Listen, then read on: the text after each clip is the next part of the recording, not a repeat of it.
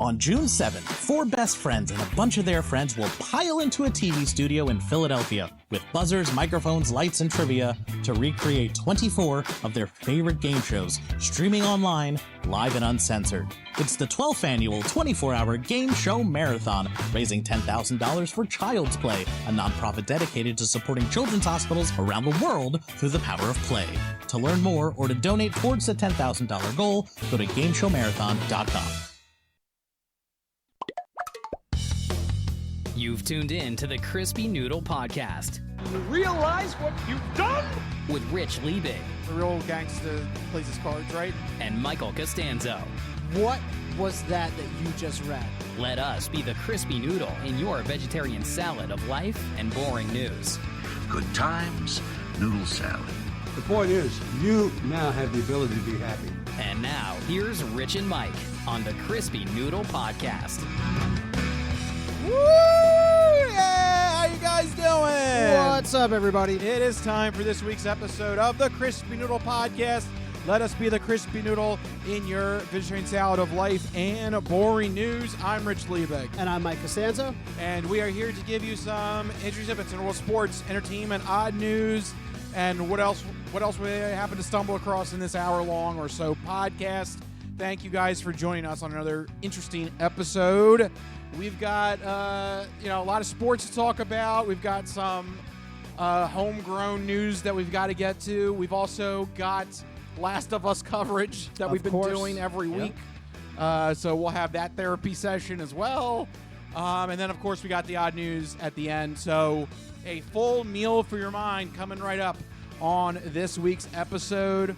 Before we get into things at hand, there is a couple of personal bits and housekeeping things that we're going to make note of here on the Crispy Noodle Podcast this upcoming weekend. Usually we look in the past to start off the show, but I do want to just get this out of the way. This upcoming weekend is Memorial Day, and we both got some interesting plans for the upcoming holiday weekend, and as a result, next week's episode will be actually on Thursday to deal with the holiday change and everything like that. And Mikey's traveling. I've got stuff happening. So next week's episode will be delayed by a couple days. But don't fret, there still will be an episode when we get back from the Memorial Day weekend. So we couldn't skip the Last of Us season finale conversation next week. That's going to be next week. Yeah. No matter what happens, we got to get that out. Yes. So just a little bit of housekeeping there. Just want to make sure everyone is aware. Next week, the episode will be delayed a little bit. So there you go. Get that out of the way. Make sure everyone is up to date on that. Now let's look back towards last weekend. So, Mikey, how was last week? How is Costanzo Country doing? It's pretty good. I've been diving into Indiana Jones and The Great Circle. Yes. That's the video game. I couldn't remember the title of it, so clearly paying a lot of attention. No, the game is pretty good so far. I'm still very early on into it, but I love its approach to stealth mechanics and the puzzles in the game. So in the opening area, you're kind of just freely exploring Vatican City. And you have different disguises that you can put on that let you into various areas. But the way that the disguises work is if you do anything that would not work with the disguise, like use your whip if you're pretending to be a priest.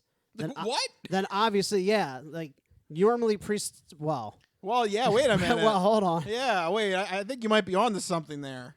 Well, it was very erotic. Yes, indeed. It was erotic. Let me be more. If you shouldn't use the whip to climb the walls of the Vatican. There you go. Why not? That's what sets them off. Those damn fascists. Yeah. So yeah, you can't do stuff like that. Oh no, Pope Leo!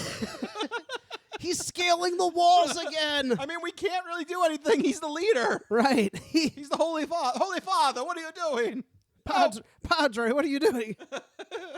So yeah, there are some restrictions with the disguises, which makes it fun to think about how you're going to approach the different situations. He's actually putting his own portrait in the last surviving hole in the Hall of Popes that go around the Vatican. He's got He to has climb to do up it there. himself. Right, exactly. There's no installation. That's actually the final crew. test to becoming Pope. Yeah, I didn't you know have if to- people realize that. you have to get your whip, and you have to climb up, and you have to put your own portrait into that and wall. if at any point you fall or fail, then the papacy just goes to the next guy. That's what happened to John Paul I.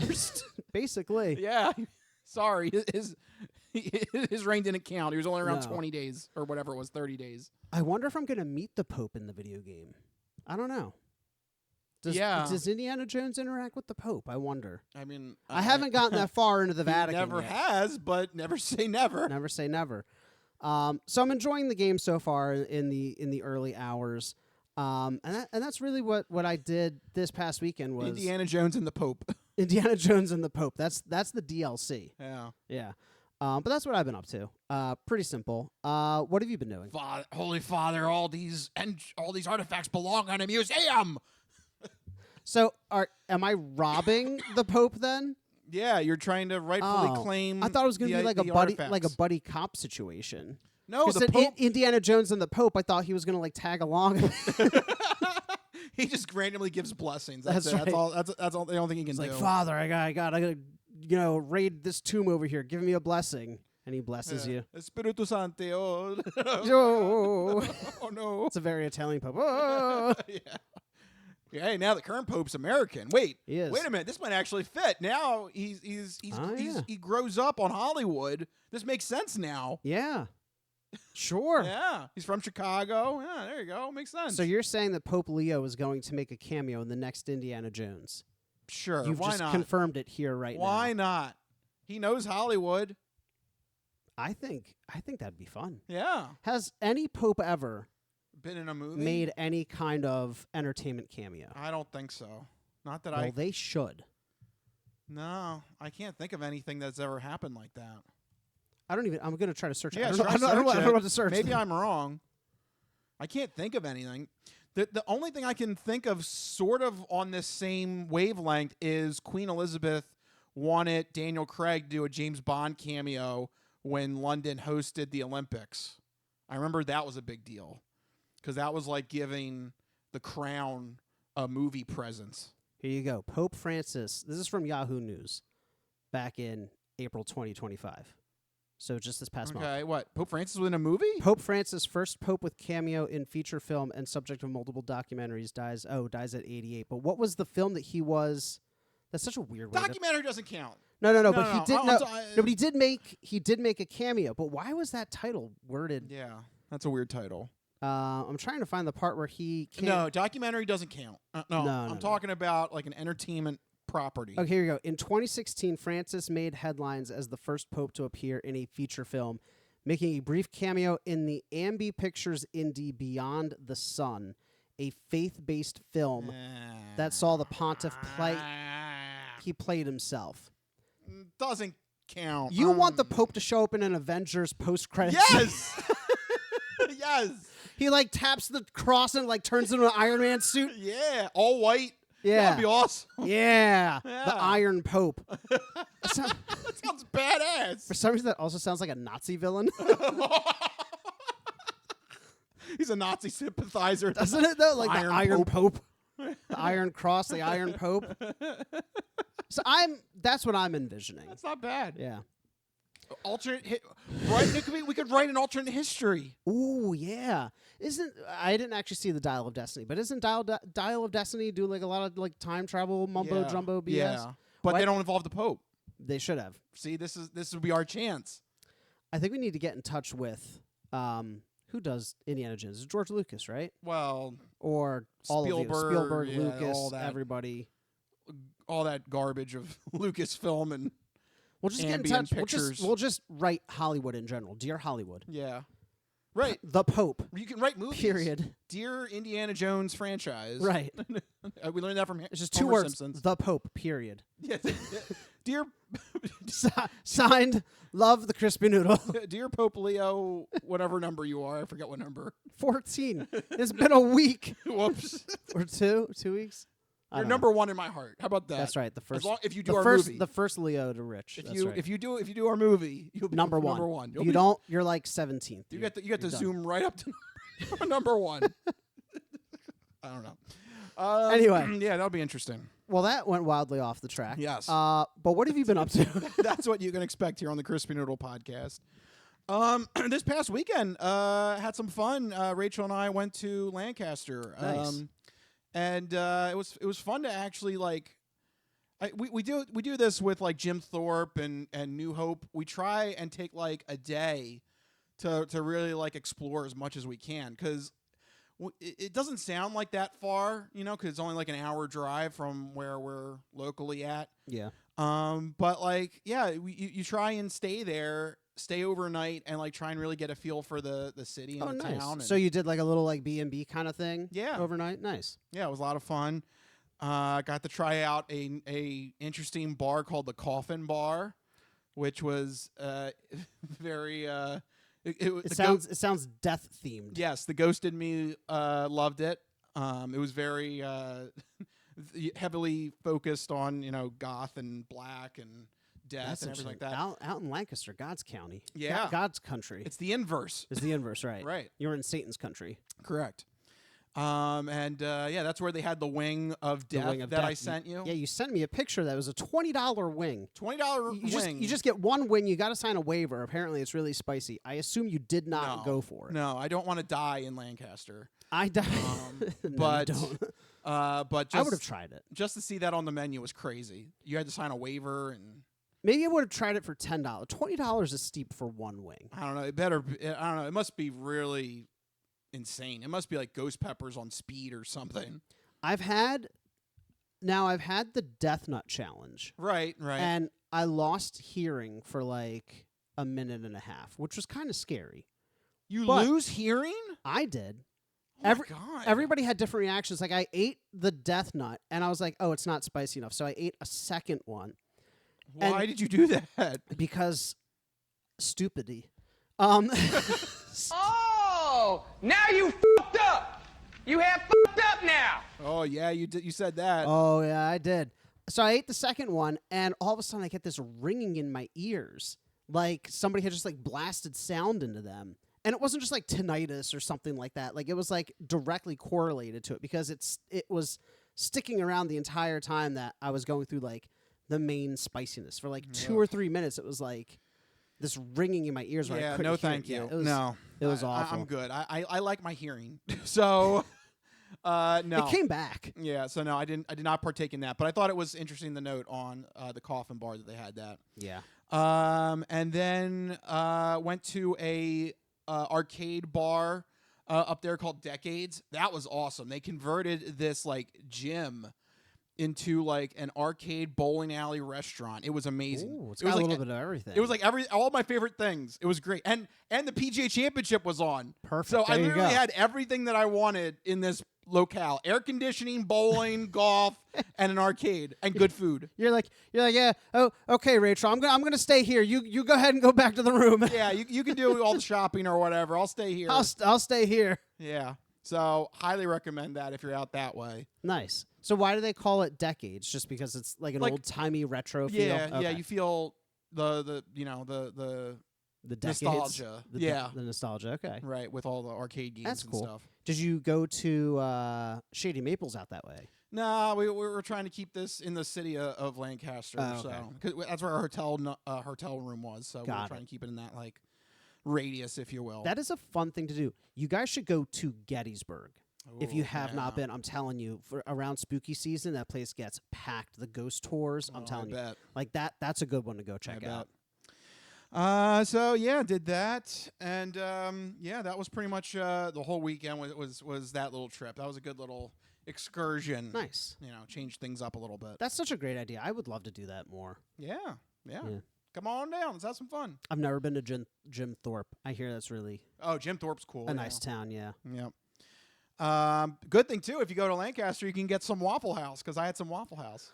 That's also a good reason to go out that way. Yeah. So had my Waffle House fix. One of these days, you're going to run into a live odd news story like as you're there. And I can report eyewitness coverage. It's just a matter of time because you keep crossing paths with these odd news areas. Well, I do love me some Waffle House. You So do. Delicious stuff. I just wish they were closer. I've never been there, but I hear that it's really good, and I want to go. Yeah. The only problem is there's not one around Philly. You have to either go Lancaster. You got to go an hour out in Yeah. any direction. It's either Lancaster, Bethlehem, or Smyrna.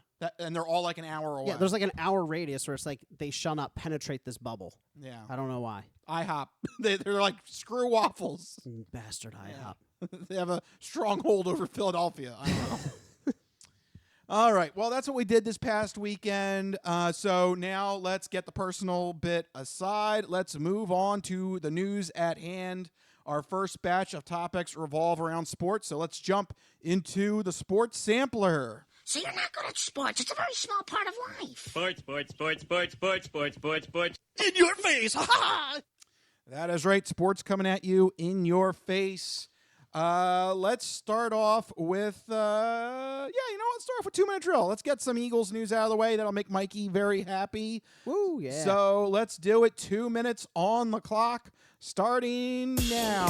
What do you want to talk about? All right, well, this is all Eagles news in the 2-minute drill. First up, the Philadelphia Eagles reward head coach Nick Sirianni's performance with a new multi-year deal that is expected to be one of the more lucrative head coaching deals in the NFL, and a big raise over a $7 million a year salary, because $7 million just wasn't enough.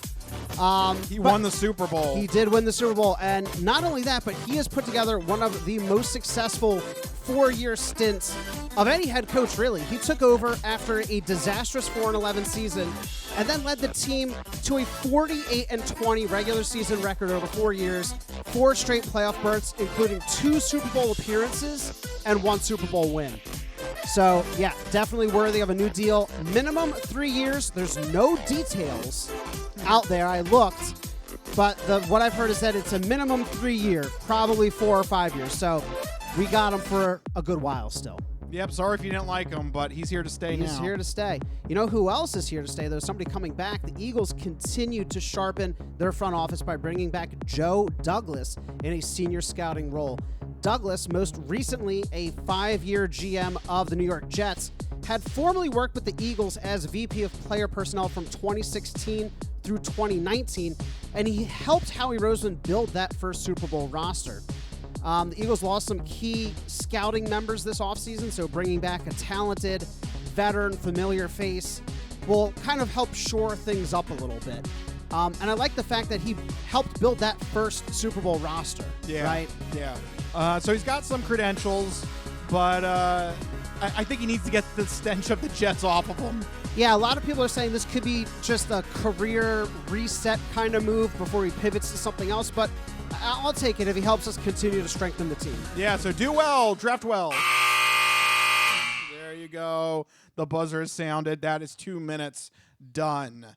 All right, but let's do a little bit more football news. This is a little bit more football drama, if you will. A new book that is being released about quarterbacks has gotten some interesting press ahead of its release date. That is because this book that is supposed to be about quarterbacks profiles a couple of them. One of them is Caleb Williams, that got drafted by the Bears #1 overall in 2024. And there was some concern that since the Bears ended up with the #1 overall draft pick, was Caleb Williams happy to go to Chicago? And, at the time, you do your PR campaign, you say all the right things, you say, oh, yeah, I want to be there, I want to be a starting quarterback in the NFL, I want to improve the franchise, yada, yada, yada, blah, blah, blah, blah, blah. Well, the book lie detector test determined that was a lie, because according to this book about quarterbacks and the information that this author received, I believe he's a ESPN reporter, so he's got some credentials to back it up. That apparently that Caleb Williams and his camp, including his father, had some severe reservations about Caleb Williams going to the Chicago Bears as the #1 overall draft pick. Yeah, and I mean, who wouldn't? The Bears don't have a good history with quarterbacks. No. And just previous to Williams, they had Mitchell Trubisky, they had Justin Fields. both top drafted guys that flamed out. So They still have never had a quarterback throw for 4,000 passing yards or more. yeah. Still. Yeah, I think they're the only franchise. Yes. Because I think the Eagles were actually with them, and then the Eagles did it with Carson and then Wentz. we did it, yeah. But that's pretty crazy because the Bears are a storied franchise. Yeah. They've been around a long time.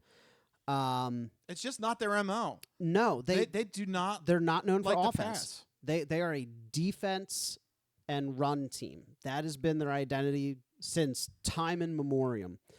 So it makes sense that the top quarterback in the draft wouldn't want to go there.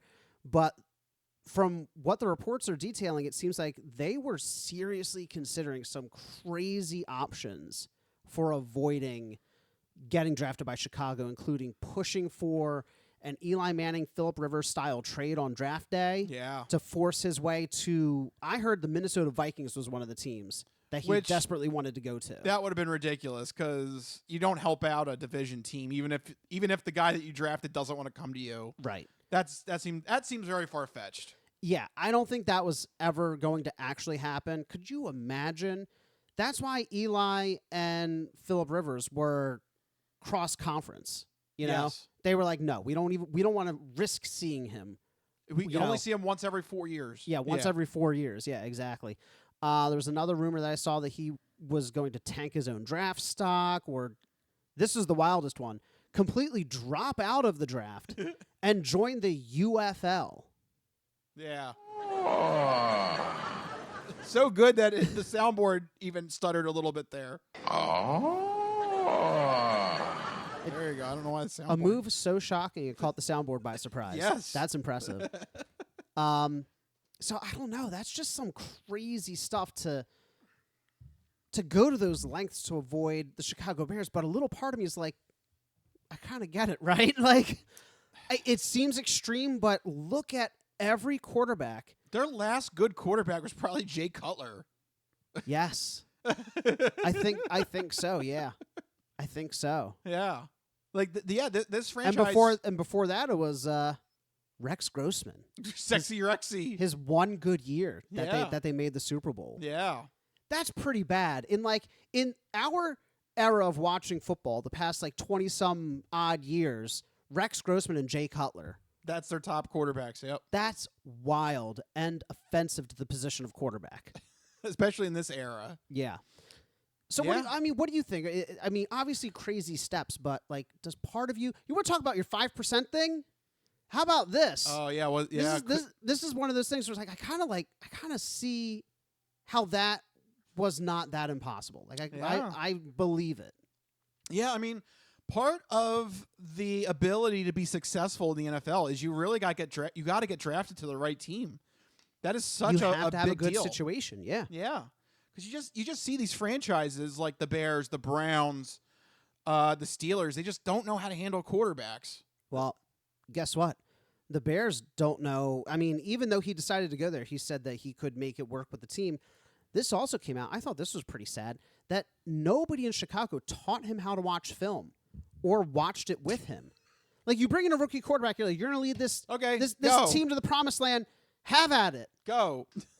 like no job training whatsoever. Yeah. That's insane. Yeah. Even the any job has training or should have training. Usually the ones that don't are not good. Yeah. They're not going to make it. Pro tip for anybody looking for jobs. I mean, what do you think of that aspect of the report that just goes to show how bad they are at grooming quarterbacks? Yeah. I mean, look, there's a reason. And the proof is in the pudding. Yeah, there's a reason why you don't think of, passing and quarterbacks when you think of the Chicago Bears. Yeah, name a great Bears quarterback. Yeah. It's tough. You can't. I can't think of a single one. Yeah. I'm sure there's one out there, but I can't think of them right now. Yeah. It's at least recently. Yeah. So it doesn't shock me that, when you know that you're going number one and you see the team that is landed at the number one slot and it doesn't match up with what you think is going to be best for your career, I can definitely believe it. It's a sad situation.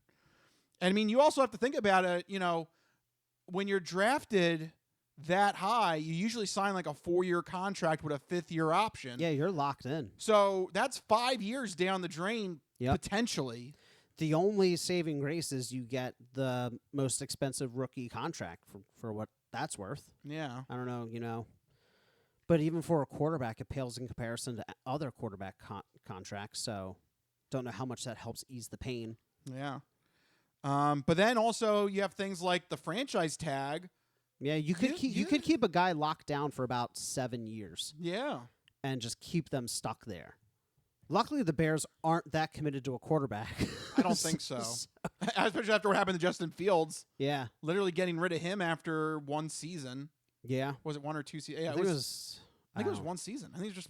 I can't remember. Well, first, how long did Trubisky last there? 3, I think. That's not great when your quarterback's only lasting on average 3 years. Less than 3. I think that might have been the longest. Yeah. So it is a bad situation, and I can understand. I totally understand him not wanting to go there. Unfortunately, though, this is the bad time for this to come out because now you're a season later. Yeah. Caleb is trying to be like the face of the franchise, and now this story comes out. That can't inspire confidence with his team, right? Like, do you even want to be here? It's tough because I did see, though, that in part of the report, he did end up going to his father after meeting with the Bears and saying to him, I can get it done there.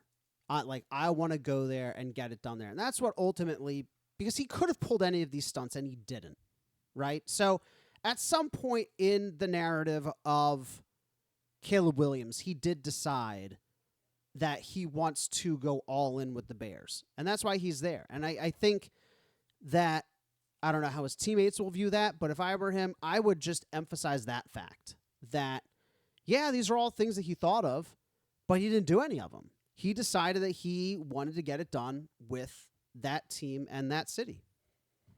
You know?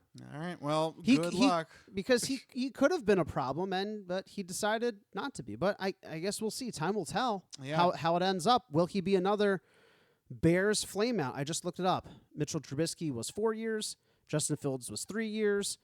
So that means Caleb Williams will be 2 years. Yeah. And the next guy will get a single year. And then they're going to start going in reverse. They're going to start. No, then you go back. Oh, my God. You go back. You get the oldest quarterback. It'll be Aaron Rodgers. There you go. At the age of 52, Aaron Rodgers comes out in Soldier Field starting for the Chicago Bears. Which, by the way, complete side note, still no news on Aaron Rodgers. Nope.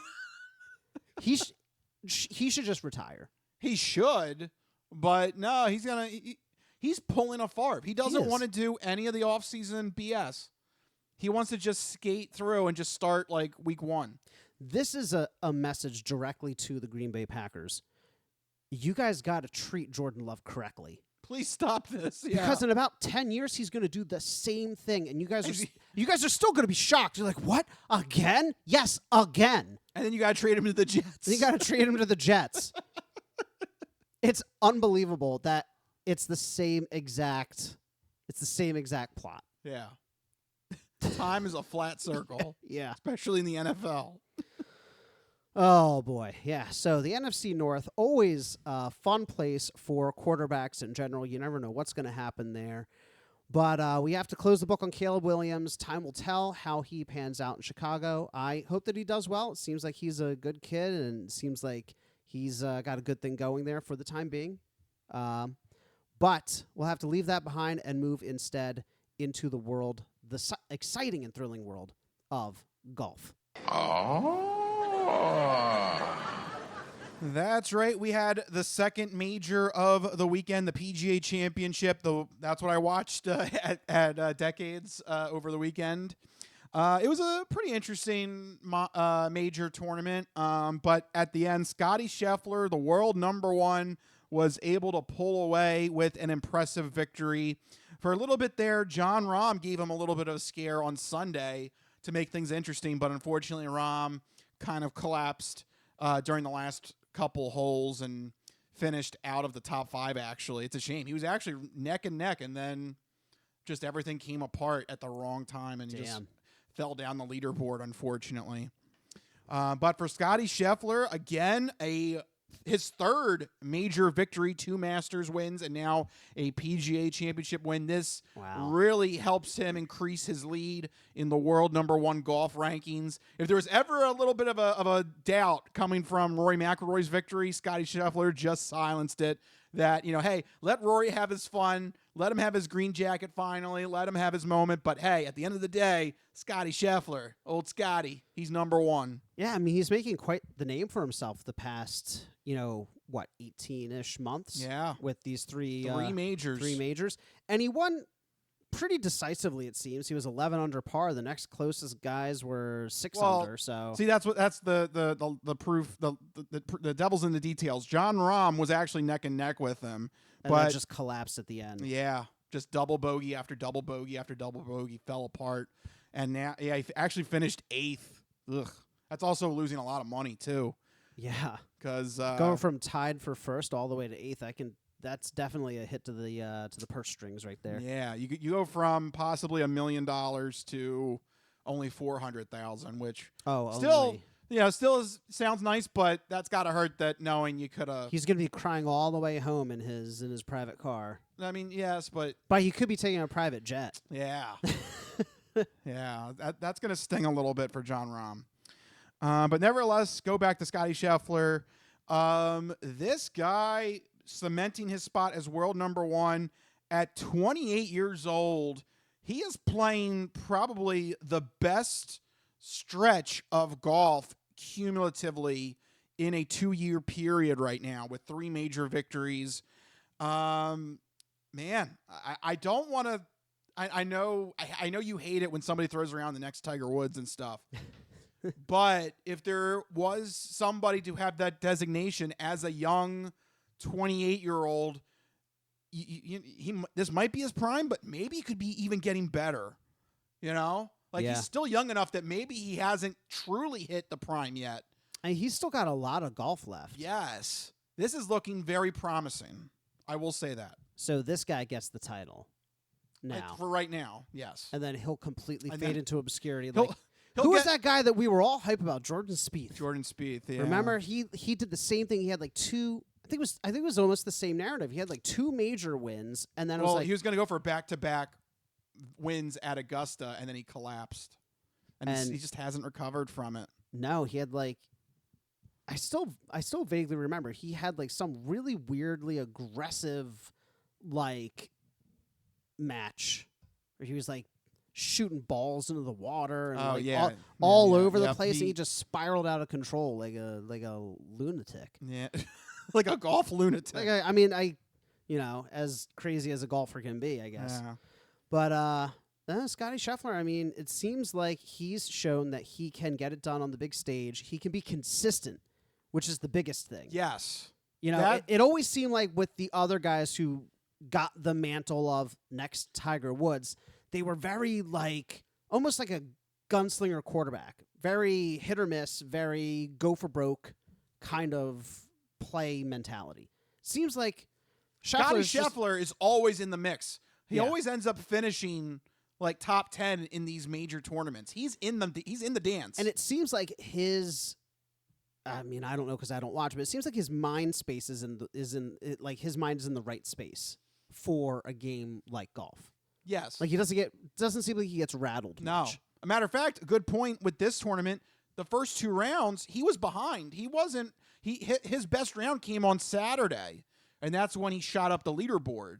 So he always kind of has this almost like a shark. He kind of lays in there, and then he strikes on Friday or Saturday, and then he just has to kind of play smart on Sunday, and it seems to be a good formula for him. It's a testament to his consistency and his mentality that he can stick with it, because you can imagine if a guy starts getting down that they just start to spiral like a Jordan Spieth. Yeah, but he doesn't let that happen. No, and it's been showing in his final results. He's been constantly top 10, top 15 finishes. Here's something to take away. If you can always put yourself in a position to be in that last 10 golfers on Sunday that move up and down the leaderboard. You never know what happens. Yeah. And it just seems like Scotty Scheffler is always in that mix. So I think that's a testament to his consistency, and that's something that really could help him out if he's going to win a lot of majors and potentially be that next Tiger Woods that we keep saying that we want. So it's interesting. He's only 28, 3 major victories. It's a good pace he's on right now. That's pretty impressive for the young guy. Yeah. So we shall see as we move forward. The next major will be the U.S. Open in June on Father's Day. So that'll be another one to keep an eye out for to see if Scheffler continues the consistency at the third major event this year. And then, of course, the British Open in July to wrap everything up with the major championships. But very interesting time in golf right now. Both majors have had really interesting champions. Very big storylines with both of those champions. Yeah, it's definitely a good season for golf fans so far. Yep. All right. Unfortunately, on the flip side, there might be a bad season coming for the Philadelphia Phillies, unfortunately. No, God! No, God, please, no! No! No! No! Because while the Phillies have been doing pretty good recently, a major bombshell has imploded to the bullpen of the Phillies. Jose Alvarado. This makes me angry. Suspended 80 games for a PED violation here. It's about to get all stupid up in here! Yep, he was caught with an illegal substance, illegal performance enhancing substance. Alvarado claims that this was supposed to be for weight loss. Yeah. No, God! No, God, please, no! No! No! No! But unfortunately, nobody, including us, I believe, are buying it. Because here's how you absolutely know right off the bat here. If there was some sort of honest mistake here, that Alvarado didn't realize that the substance that he was taking was, in fact, performance enhancing, and he truly didn't know, I'm sure the Philadelphia Phillies management would have teamed up with the players' union and would have done some sort of appeal to reduce the sentence. And the Phillies did the exact opposite, said that they support the move, they support banning any sort of player that does performance-enhancing drugs, and they say that this is a fair punishment. Yeah, that's a pretty damning move. Yeah. When your team is like, no, that's fair. That's a pretty bad. Yeah. That's a pretty bad look. And the whole argument that it was for weight maintenance, I don't buy that for 1 second. He is a professional athlete.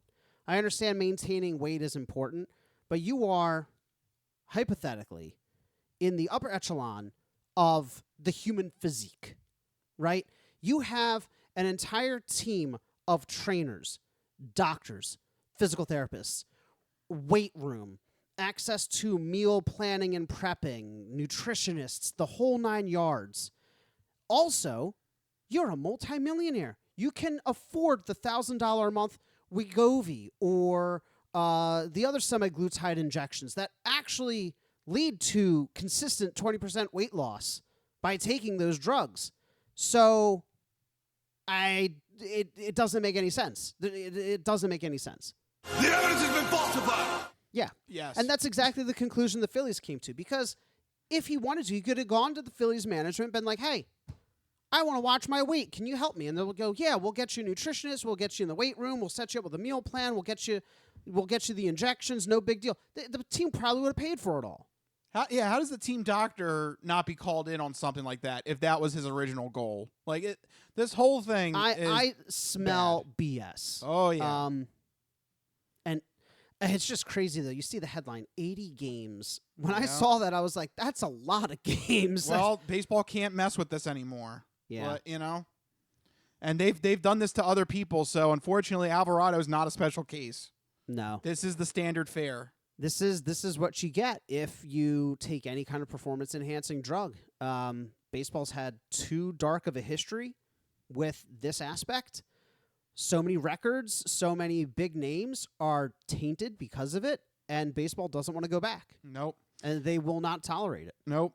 And for the Phillies, this is a devastating blow. Alvarado was the designated closer for this season, and he was doing well. But now we don't know: is it because he was taking a performance-enhancing drug, or was he actually getting better? Yeah, we'll never know. Well, yeah, now we'll never know, because he's not going to make it in time to play any more games the rest of the season, and because of a PED suspension, he can't compete in the postseason, even if the Phillies make it. So he's done. And it's his contract year. There's a club option technically, but I doubt the Phillies are going to want to opt in on it after this suspension has come to light. So as far as I'm concerned, I think this is the end of Alvarado in Philly. And I don't know where he goes from here, but the Phillies are now left without a closer for the rest of the season. They've got to deal with the Mets, who are surging. They got to deal if they do make the playoffs, they're going to have to deal with teams like the Dodgers and the Padres and that stacked NL West at some point. I think the Phillies probably still make the postseason as some sort of wild card, but in terms of a deep run, I don't know. The deck really does seem stacked against the Phillies this year, and it just seems like time's running out between Bryce Harper and Schwarber and Castellanos. Like, all these guys are getting old, and I think Schwarber, he's in a contract year too. It's just like, oh man, I think the window is closing. It just sucks because the Phillies are, right now one of the top teams in the league, and right in the thick of it, and this just completely kills any kind of hope that they have. I mean, in terms of a deep playoff run. I mean, sure, you don't always have to bring out your closer, but usually if you're bringing them out, it's a do or die situation. You gotta close it out. And those tight games now, they're gonna end up being toss-ups potentially. That's gonna kill them down the stretch. Yep. We're gonna know a lot about what the general management thinks about this roster. I hate to say it right now, because usually... Are you going to say, if they go out and they make a big splashy move to land some high-profile pitcher, then you're like, okay, they believe we're going all the way this year. If they're like, well, we'll just work with the bullpen we have, then that means, oh, crap, get ready for the big R word, the rebuild. Yes. Yikes. You literally just stole my whole argument. Yep. It's almost like we've been doing a podcast together for 12 plus years.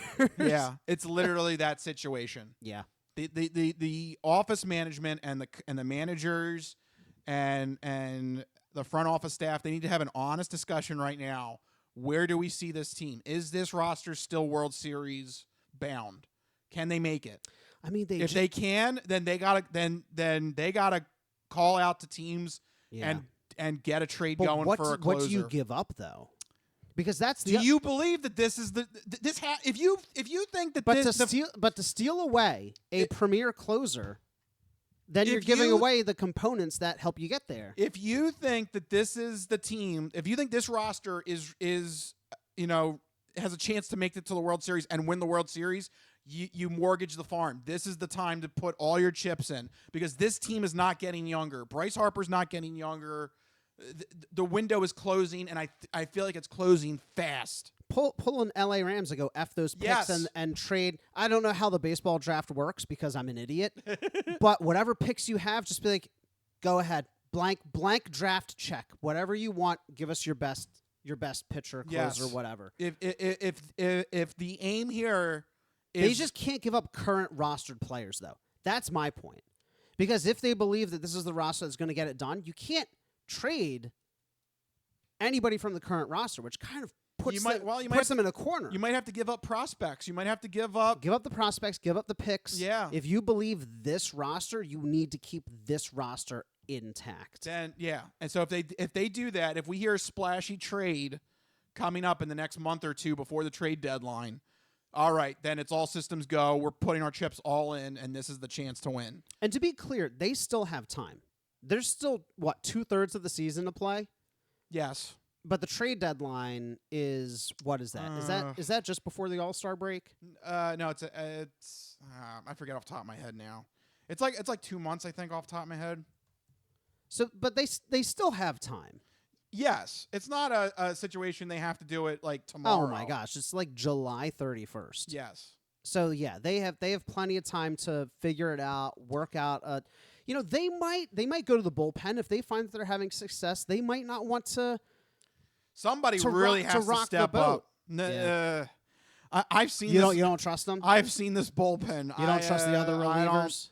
No, in terms of an actual closer, no, I don't think so.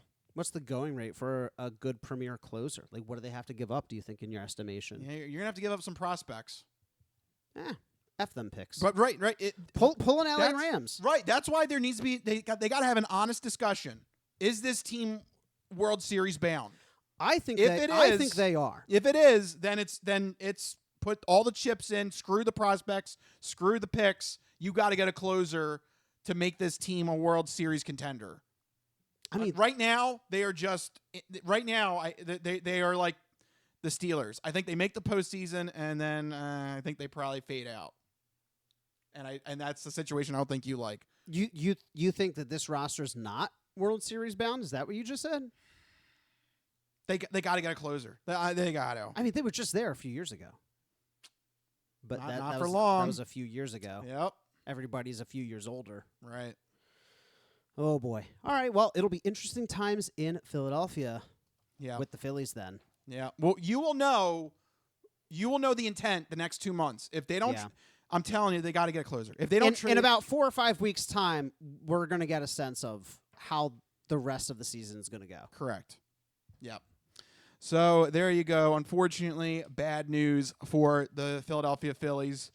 But we'll see. We will see what the management decides to do, and we will report if there is any major trade. Keep the faith. Come on. All right.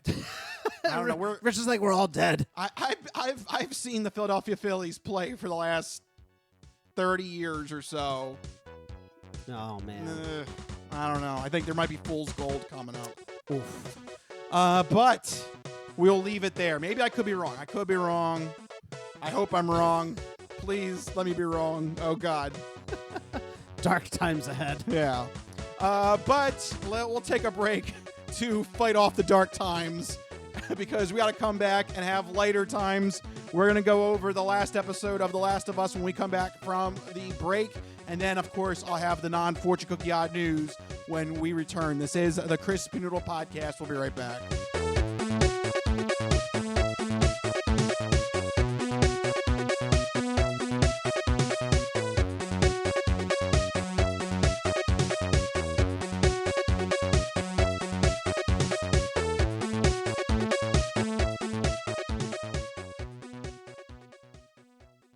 Ready for the weekend? Happy Friday. Hi, my name's Marie, and I'm an artist who's been making Happy Friday doodles every week for over 7 years. And now you can own my art collection in this Volume 1 and Volume 2 art series. These doodles span across multiple themes, yearly festivities, various countries, languages, and more. Both coffee table books have something for everyone and are the perfect conversation starter or gift for a friend. Really, anyone who enjoys a good weekend. Available on Amazon, Ingram, BookBaby, Barnes & Noble, and more. Visit happyfridaydoodles.com/books and get your copies today. Let's celebrate the best day of the week. Happy Friday.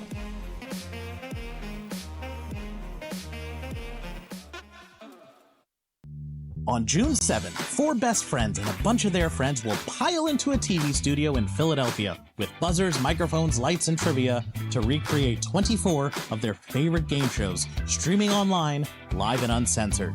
It's the 12th annual 24-hour game show marathon, raising $10,000 for Child's Play, a nonprofit dedicated to supporting children's hospitals around the world through the power of play. To learn more or to donate towards the $10,000 goal, go to gameshowmarathon.com.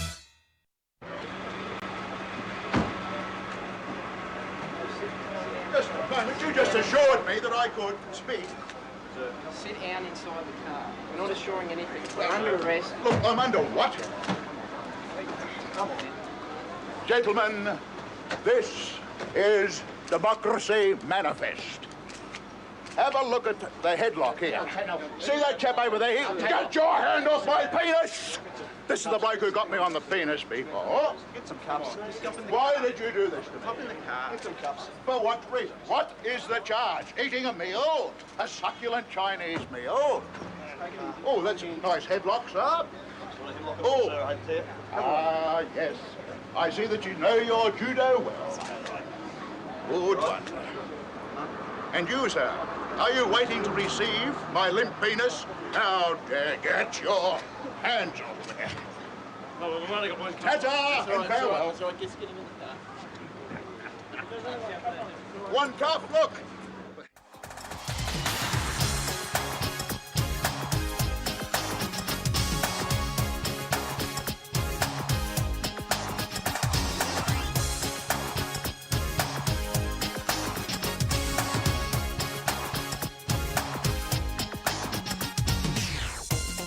Oh, yeah. We're back here on the Crispy Noodle Podcast. Oh, yeah.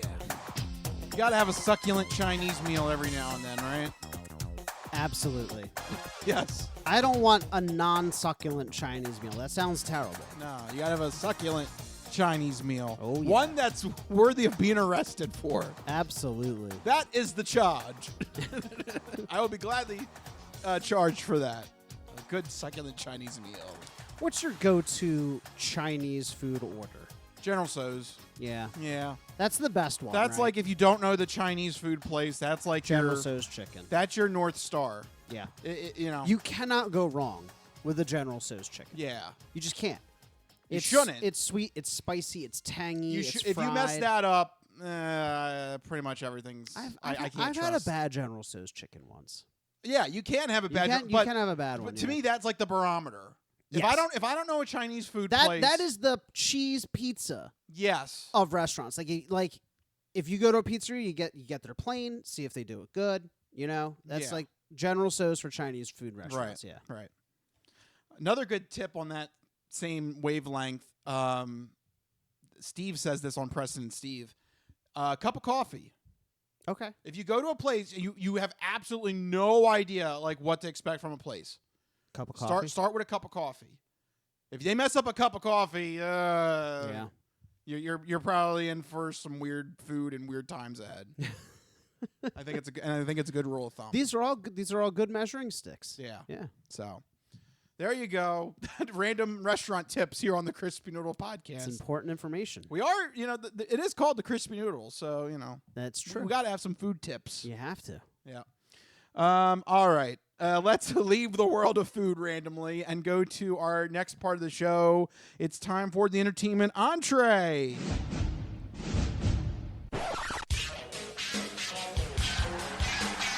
And now, the latest in movies. The Simpson guy writes to movies. Dear Die Hard, you rock. Especially when that guy was on the roof. Music. I know what that is. That's music. Video games. I'm Commander Shepard, and this is my favorite store on the Citadel. Celebrities. You really know Warren Beatty? Yes, I do. I took a leak next to him once at the Golden Globes. And more. You were the all-singing, all-dancing crap of the world. This is the entertainment entree. All right, we're officially in entertainment entree territory. Let's start it off with the segment where Mike is going to let you know what you should keep an eye out for this upcoming weekend with new movie and TV video game properties in Mike's This Week in Entertainment.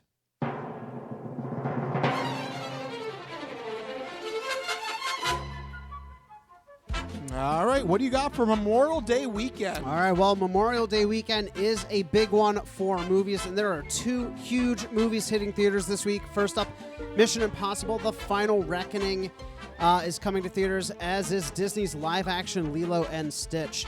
For Mission Impossible: The Final Reckoning, Tom Cruise returns again in the 8th Mission Impossible movie in the franchise. It's a direct sequel to the 2023 film, so if you haven't seen that, go check that out first. The new movie reportedly cost somewhere between $300 and $400 million, making it one of the top 10 most expensive movies ever made. So if you enjoy big action blockbusters, this is shaping up to be one of the biggest this summer season. Go check that out. That's Mission Impossible, the Final Reckoning. No, there's no future apparently. No This is future probably after going to this. be it for Tom Cruise. I mean, he's what, 61? He's getting up there, and he does not let anyone else do his stunts. Yeah, he doesn't want anybody else doing stunts. Yeah. So at a certain point, I think this is it. Yeah, it might be it. Who knows? In terms of full-blown action movie, yeah, I think this is it. Yeah, so You can't keep getting away with this. I have not watched a Mission Impossible since probably Mission Impossible 2, so You got a lot to catch up on. a lot to catch up on, right? I know. There's a lot of lore and backstory. Yeah. But you don't need any lore or backstory for Lilo and Stitch. The live-action remake is coming out this weekend as well. It has very strong ticket pre-sales, and it's expected to do well over the long weekend with, of course, families. It's a simple story about a lonely girl who adopts a small but dangerous alien who crash lands on Earth. Together, they must evade the alien's captors and also learn the meaning of family along the way. The animated film is an absolute Disney classic. I hope the live-action remake does well, but the verdict is still out in terms of reviews, so time will tell. But if you want to stay in and check out something on the small screen, you can check out Pee-wee as himself, coming to HBO and Max this weekend. This 2-part, 3.5-hour docuseries examines the life of the late Paul Reubens and his career-long role as Pee-wee Herman. The documentary primarily uses an out-of-character interview between the actor and director to tell the story. The series did very well at Sundance, and critics are calling it insightful and moving. So go check that out. But if you want something kind of dumb, keep an eye out for Gordon Ramsay's Secret Service premiering this week, airing Wednesdays on Fox at 9 p.m. You love your Gordon Ramsay. I really do, but this one, I don't know. Think Kitchen Nightmares. But because Gordon Ramsay is so recognizable, he has to break in or go undercover to reveal the disgusting and damaging secrets of the restaurants in order to fix them. So they're hyping it up where he's breaking in the middle of the night using black lights and stuff, and I don't know. I've lost the plot. I just want to see him call people donkey and ask for the duck sauce. Well, I got bad news for you. What? One of the locations is reportedly in Delco. No. Yeah. Oh, no. Yeah. All right, so you definitely got to check this out if you're local. That's Gordon Ramsay's Secret Service coming to television this week. That's what we're looking forward to this week in entertainment.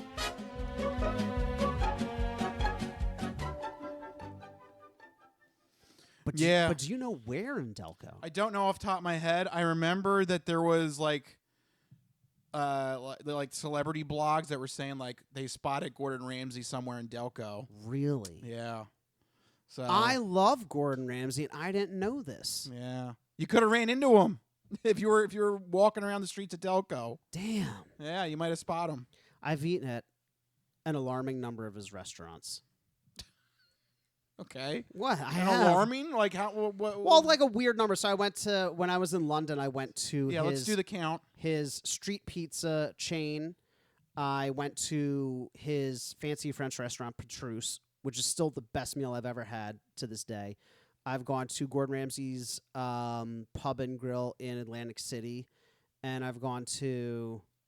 Actually, I think those are the only 3, so that's not that alarming.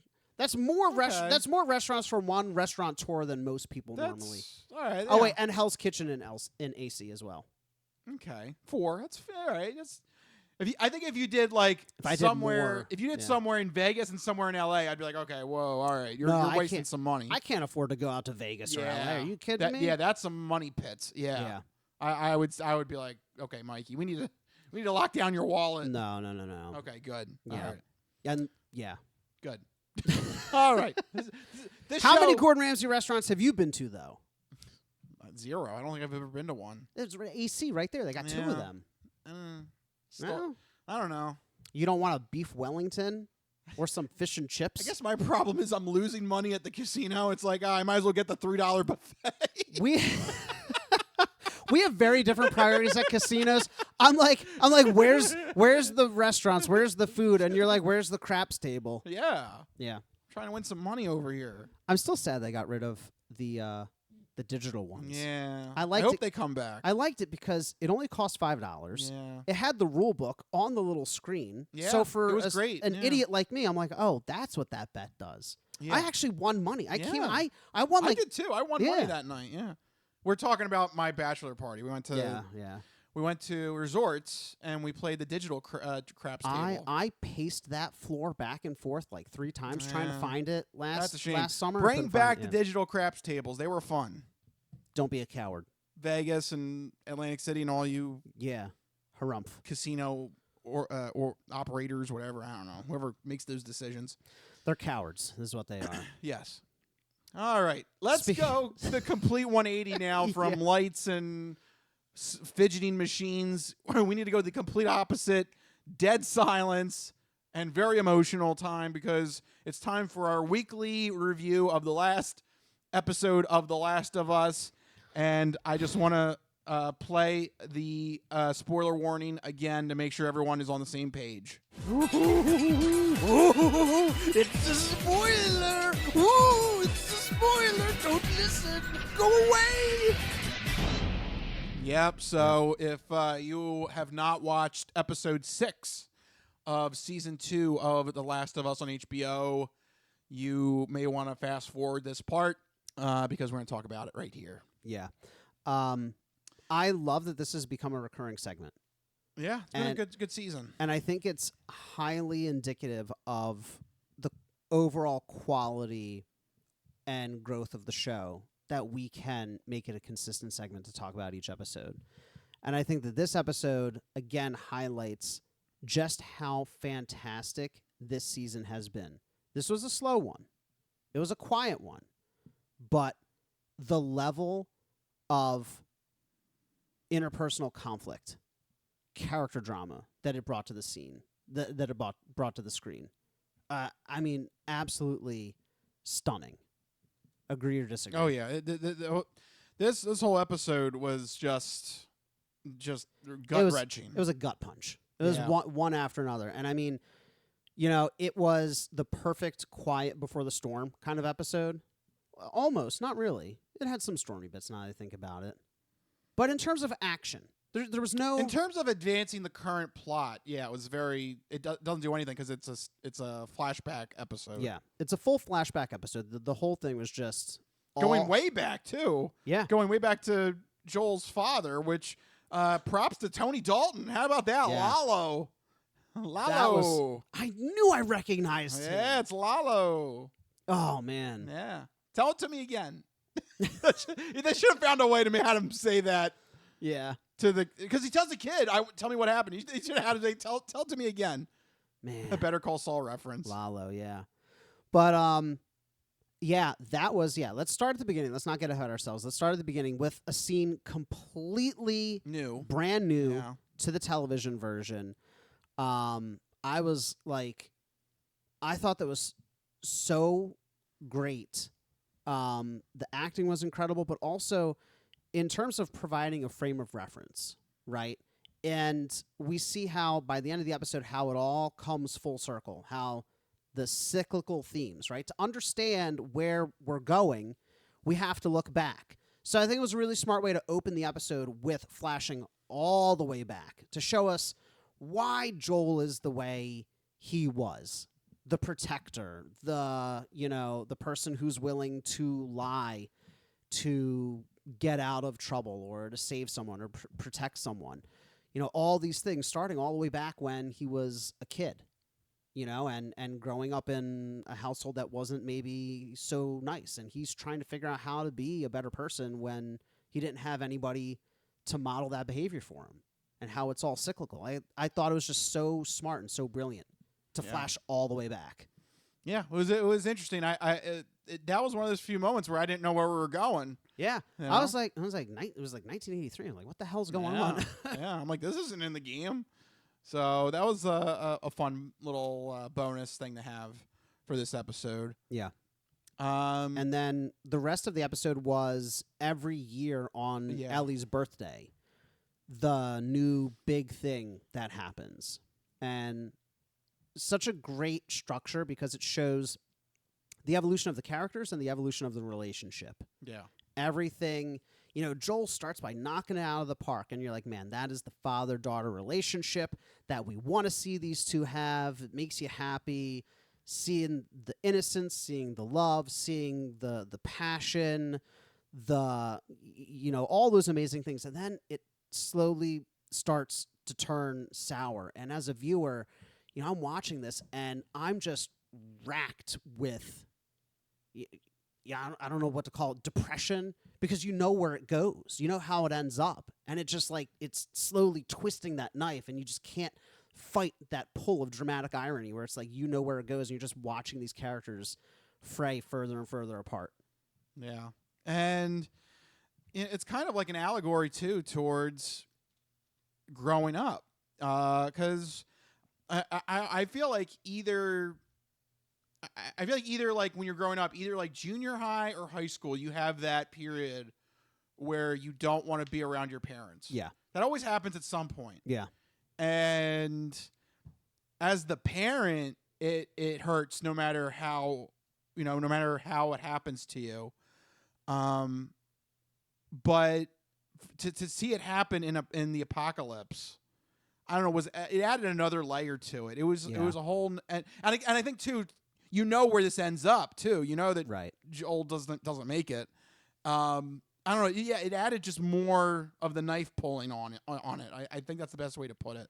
Yeah, and I like what you're saying about the apocalyptic nature of it, because in a world where you have so few people left, you should be able to turn to your parental figures, whoever they may be, blood relatives, found family, whatever, and rely on them and trust them. Well, that's kind of the message of the episode, right? Is that breaking of trust. And we see how it festers like an infection. Get it? Infected. Where over the years, every birthday, you see it get worse and worse. And how it starts in small ways with Ellie looking at, the fireflies, and you can kind of see it mulling in the back of her head. The germ was implanted, right? The germ was implanted, yeah. And it just kept decaying and festering until we get to another non-video game scene with Eugene. Yeah. I like that they finally revealed what happened there. Yeah. Because I thought I missed something in episode 1. I was like, what are they talking about? Yeah, Eugene's only mentioned, I think, in like notes or something. Very briefly, yeah. Yeah, so this was interesting to see a full take on it. That had also pulled in Joe Paliantano from Sopranos, from Matrix. I mean, he's an accomplished U.S. Marshals and The Fugitive. He's an accomplished actor. You're pulling all the acting cameo notes. Yeah, I did not clock either of those things. Yeah, I was like, oh my god, where are they pulling these people? These great actors? I recognize Joel's father, but I could not for the love of me remember. But yeah. Yeah, that's him. But yeah, so Joe what was his name? Paliantano, if I remember, if I got his. Yeah, it's a very long Italian name. But he did a fantastic job. Yeah. Again. Pulling him in, that was star-studded moment. Like, oh wow, getting him. But yeah, that was also just another moment that this kind of leads to Ellie realizing, like, oh, there's. Again, he lied. Like when she asked him, and he's like, "I promise." I mean, you could see it written all over their faces. Did you also notice when she blurts out to the woman, Catherine O'Hara's character? Yeah, I can't remember her name, but the psychiatrist. Yeah, when she blurts out, everything that was the truth, she specifically says, "You swore." Yeah, that references what Joel told her in the first season, not the promise. Yeah, he said, "I swear." In regards to the Firefly incident. So clearly she knows. She knows, and she's using the latest lie as evidence to validate her previous suspicions. Yeah. And it's clear that mentally she is pulling those two things together. And I think at that moment, Joel probably had an inkling of that she might know, because then we get to the final big reveal of what actually happens at the end of the New Year's celebration scuffle. Right. You know, in early on in the season, we see Ellie walk past Joel playing the guitar, and we're just left with that. We're like, damn, is that really their last interaction before he gets bludgeoned? But then we get the reveal, which happens much later in the game, actually. Yeah. Of the really vulnerable conversation they have. And this was such a highlight for me of the episode. I mean, like, again, the emotions were so overwhelming. Watching these two figures just bear it all, right? And so vulnerable, so open, so hurt. It was, I mean, just top-notch acting performances. After having been deprived of Pedro Pascal as Joel for several episodes, getting him back in such a big way and just him absolutely crushing it. I mean, it was outstanding. But also, thematically for the whole game, the show. Yeah. Sometimes I get them mixed up. But thematically for the whole show, you know, it shows again, like we talked about last week, about those moments where you see those glimmers of hope, those opportunities for them to break the cycle, right? When we're talking about that theme of cycles where Ellie says, you know, I don't know if I can forgive you, but I'd like to try. And right there's the opening. Yeah, but and it then never comes to fruition, unfortunately. Yeah. But do you find that as some kind of solace, knowing that at least their last interaction before the golf club scene was a positive? I mean, yeah, or it's a bittersweet. Yeah, it's bittersweet. Moving in the right direction. Yeah, because you know what happens. Yeah. Later. The whole episode was just fantastic. Unfortunately, this is probably the ending for Pedro Pascal. There's not much opportunities for him. No, to this come was back. his last portrayal, I think. Yeah. As Joel, he's officially now done in the story, and this now becomes just Ellie versus Abby. Which, how do you feel about this? You're probably gonna gloat. Called it. Yep, Craig, what's his name? Mazin. Mazin, thank you. Said in a recent interview that he needs this to have a fourth season. Yeah, I mean, I won't gloat too much. I did feel that it was coming because the video game is in 3 acts. You have what we just watched in season 1 or season 2 is act 1. There's an act 2, which I won't talk about for non-game players. Mm-hmm. And then there is a distinct third act where we get kind of a slow beat, a kind of like mini denouement before we ramp the action back up again. So in my mind, I was always like, it would be weird to jam act 2 and 3 into one season. It would feel weird to like climax and then fully denouement for like 2 episodes and then like randomly climax again for 2 episodes. I was like, it doesn't make sense. It makes more sense to stretch it out. I think season 2 is going, or season 3, I'm all sorts of mixed up. It's confusing a little bit. I feel that season 3 is going to be just straight up war with the Seraphites. I think it's mostly going to, because that's what Act 2 is. Mm-hmm. Well, I'm trying to stay. There needs to be much more Abby, because I feel like we lost Abby in the middle of this season. Yeah. Does that concern you at all going into the finale? As we're looking forward now, so we had our episode 6 conversation, so let's talk a little bit about what you expect for episode 7. Is it going to jar TV viewers to all of a sudden have certain characters make reappearances? Yeah, I think it's going to, because it felt like we lost Abby. I'm going to say this on the record. The end of season 2 is for TV only viewers going to have the same effect as the Negan reveal in The Walking Dead TV show. All right, well, we shall see. You know what I'm referring to. Yes, I know what you're referring to, but we shall see. It's going to have the same exact effect. We shall see. Unfortunately, we got to end it there because we are now running a little bit over. So let's get into the third and final portion of our show, the non-fortune cookie odd news. We've been talking about cool and its ramifications and how it applies to the hip scene. But maybe you could give us some examples now of the opposite of cool, uncool. Just exactly what is uncool? My nipples look like milk duds.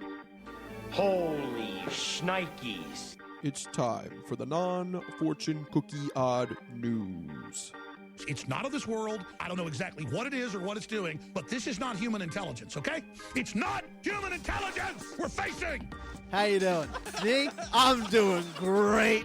Mandada basata. I don't make this stuff up. I'll take a pound of nuts. That's a lot of nuts. That'll be $4, baby. You want fries with that? I seen the celery dance across the baseball fields. You had me at meet tornado. No, go past this part. In fact, never play this again. Okay. What does that mean? And now it's time for the non-fortune cookie odd news. So sit back, get everything you need to get from the kitchen. Be sure and empty the bladders, go to the bathroom, because you're in for a hell of a ride.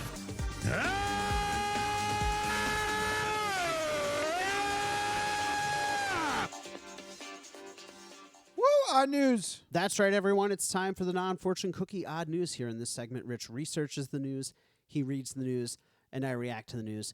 He finds a weird and wacky story and keeps it hidden from me, which ensures that all of my reactions are my genuine gut reactions to hearing the story for the very first time. That means that you guys don't know what's about to happen. I don't know what's about to happen. I changed my spiel. Even Yes, Rich you doesn't did. know what's about to happen because these stories always take us down wacky and wild paths, and I'm ready to get started.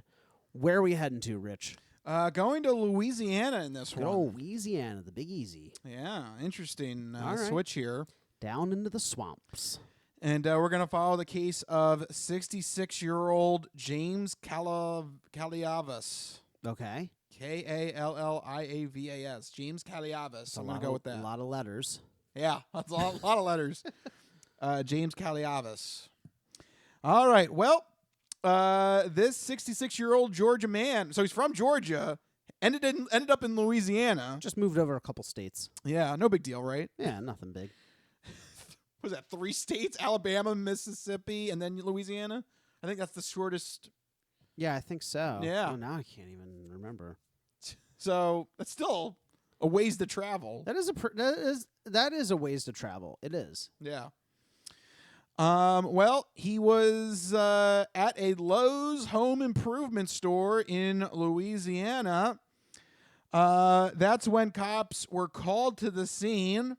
That is because Lowe's told the cops that they found Mr. Calliavas being naked and having some fun inside one of their sheds.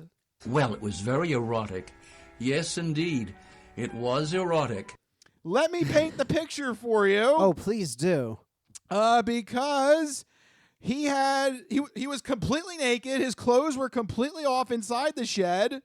He had brought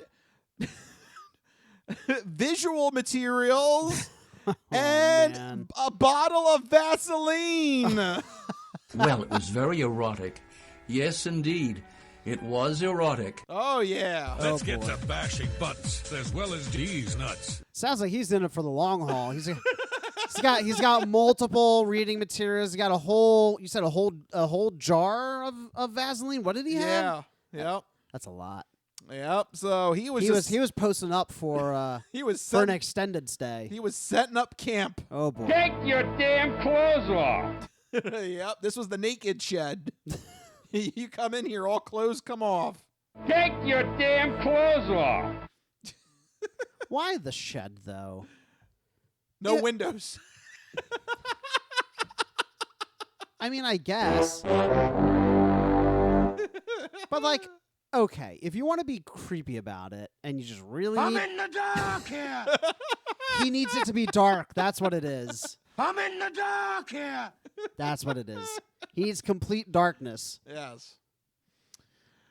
So when the cops arrived, they busted into the shed and found Calliavas lying on his back.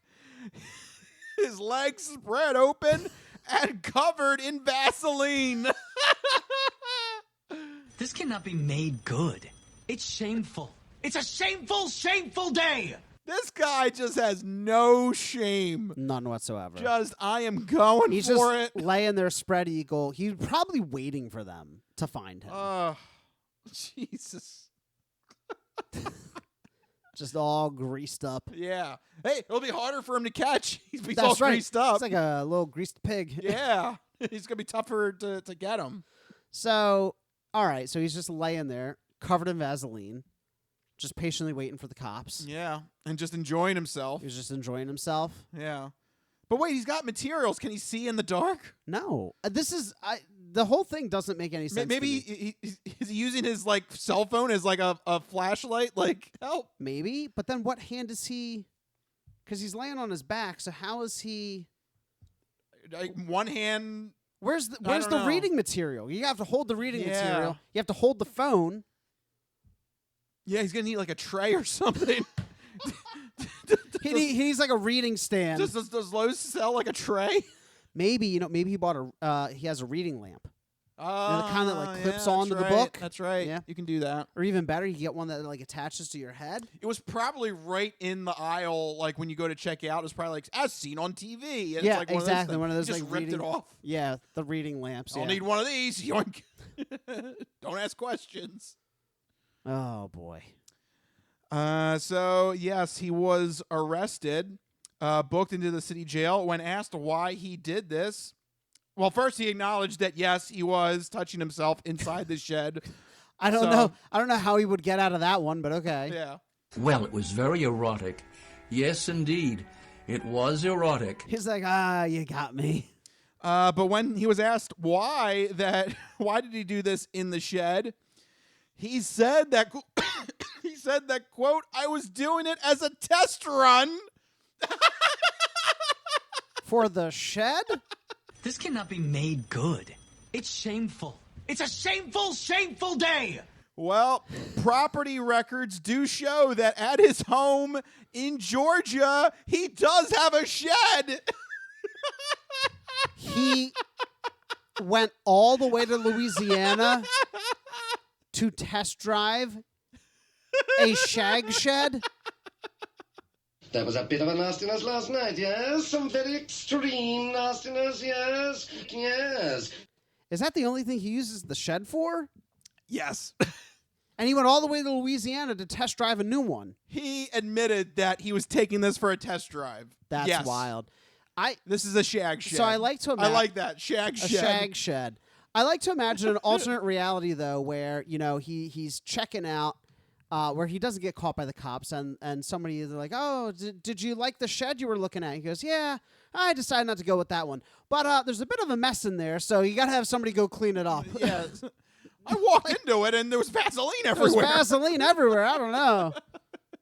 I almost slipped. So he went to test drive the shed. Yes. So maybe I'm just uninformed in this area.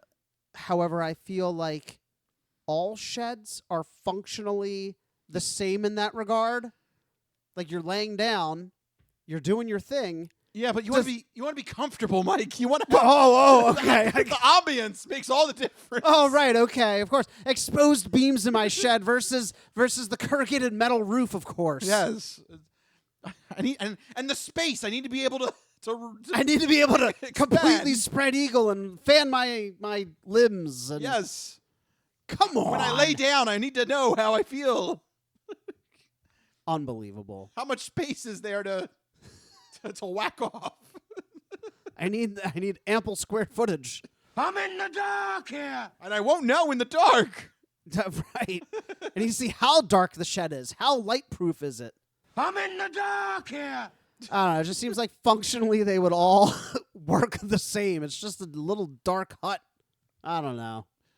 But this is where I trust my most intimate of materials. Was he testing the flooring to see if the flooring was comfortable? Is that how he does it? He just lays down on the floor of his shed? I guess he does. He doesn't have a chair. There's way more comfortable ways. He's got to go outside, no matter the weather, no matter the conditions, it could be a raging hurricane down there in the Gulf Coast. But he's got to go out there. He's got to go out there to the shed. But that means he can't have anything in the shed because he's got to lay down on the floor. So the floor has to be completely empty. Yeah. This just seems wildly impractical. Or does he have 2 sheds? One for lawn supplies and one for shaggin'. Well, he at least has the One shaggin' shed. Right. We at least know that because he's That is confirmed. He's very particular about his shed. Apparently. His shed usage. Dear God. Oh, man. Wow. Yep. He had to test drive it. Yes. He was booked into the city jail on a charge of obscenity, and he was released after posting a bond. So he is free. He's free to go back to Georgia and go back to his personal shed. I just think, but he needs to do his own. He needs to do his own shed research. Yeah. On his own time and do it virtually or something because this is not the way to do it. Right. A virtual test drive of the shag shed. Yeah. I just think it's impressive that he traveled across 3 states to find a shed. Yes. That's dedication, honestly. Did it have to be like a specific model? Like, was there something like with that shed that had a feature? That's what I don't understand. Yeah. Functionally, it's just a dark hut with 4 walls and a roof. Yeah, but maybe this one was bigger or something. I don't know. This one had better dimensions. I don't know. How big does he need the shed? And look, I want to be able to rest my whole body on it. I want to be able to spread eagle. That's right. So, I want my limbs to completely clear all the sides. But I can't have windows. No windows. No windows. That's not good. I'm in the dark here. I want to know what kind of shed. Like, what level of shed are we talking? Are we talking about, like, the little rusted metal ones? Are we talking about the sturdier plastic ones? Are we talking about, like, the fancy wooden ones, with, like, the double doors and the little ramp that goes up? Like what level of shed are we talking? I don't know. It's got to be enough. The police didn't give any pictures or any kind of description. No, but it's got to be enough for him to lie down and spread eagle and go to town. I think minimum you need, like, a 7 by 7 footprint. Yeah. If the average height is like roughly close to 6 foot. Well, no, you need more space. You need a little bit. You need a little bit. Yeah, you need a little bit of space. Yeah, and you need some room to shoot. If you know what I'm saying. Well, he's laying down. He can shoot in any direction he wants. Look, the man is staying put in a shed. There is no limit as to the forcefulness of what could be coming. Literally. He's okay. There was a bit of a nastiness last night, yes? Some very extreme nastiness, yes? Yes. Just don't get it on the headlamp.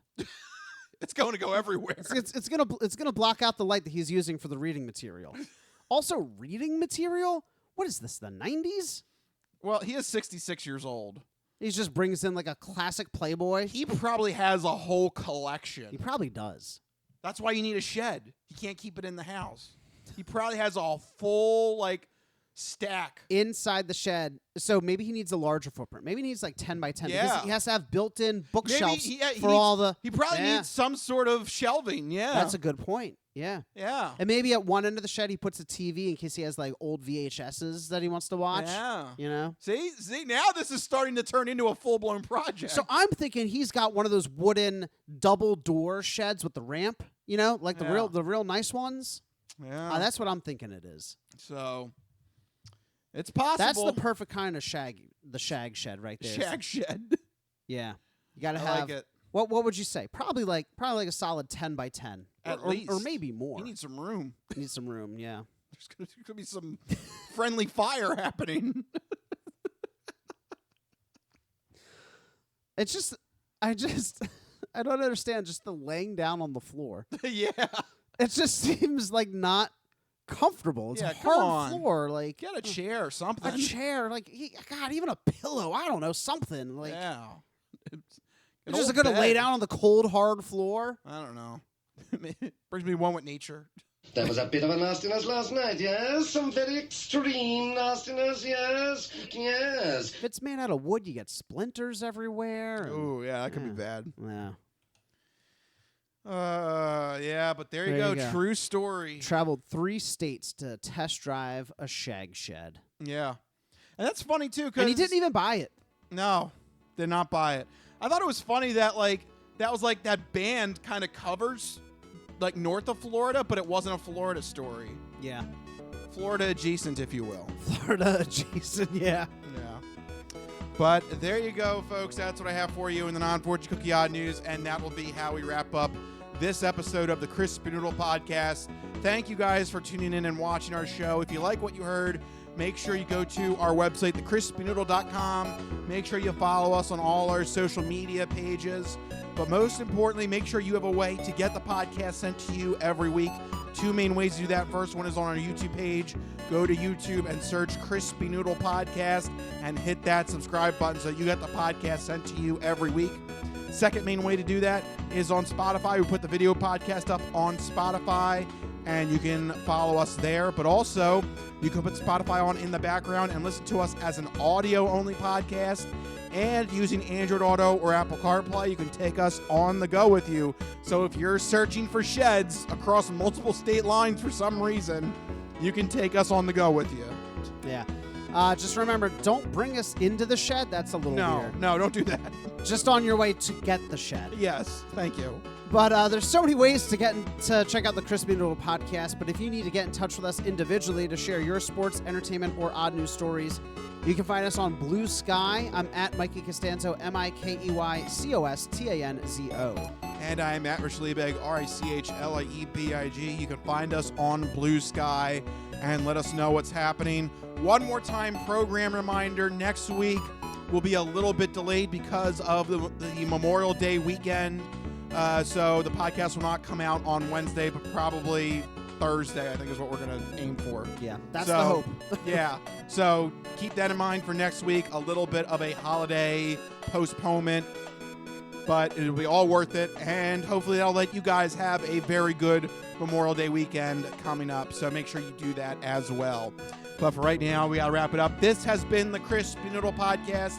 Let us be the Crispy Noodle in your vegetarian salad of life and boring news. That'll do it. We'll see you guys next week. See you guys later. Bye-bye, all you fine peoples. Good night.